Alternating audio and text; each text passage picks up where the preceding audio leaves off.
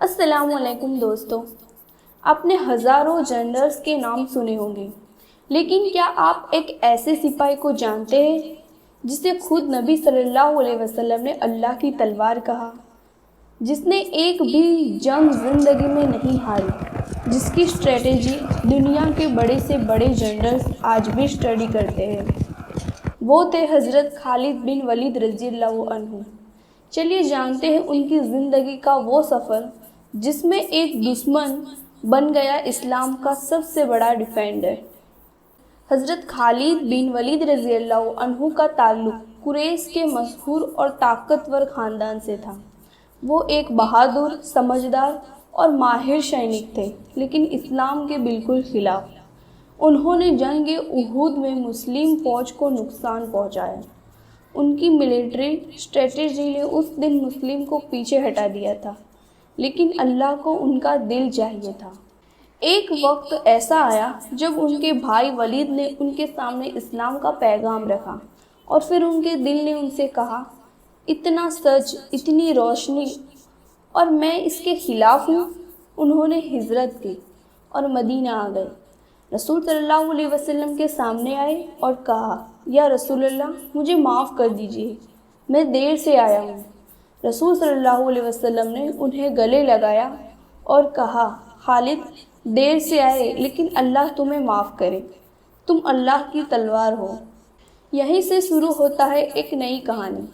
حضرت خالد بن ولید رضی اللہ عنہ نے اسلام کے لیے ایسی جنگیں لڑی جہاں ان کی اسٹریٹجی، لیڈرشپ اور بریوری سب کچھ لاجواب تھا۔ بیٹل آف متا، 3000 مسلم ورسز 2,00,000 رومن سولجرز، سب کمانڈر شہید ہو گئے، اور پھر خالد رضی اللہ عنہ نے کمانڈ سنبھالی اور ایسی اسٹریٹجی بنائی کہ مسلم کو زندہ واپس لے آئے۔ بیٹل آف یرموک، یہ وہ جنگ تھی جہاں انہوں نے روم کی بہت بڑی فوج کو ہرایا اور اسلام کا پرچم اڑایا۔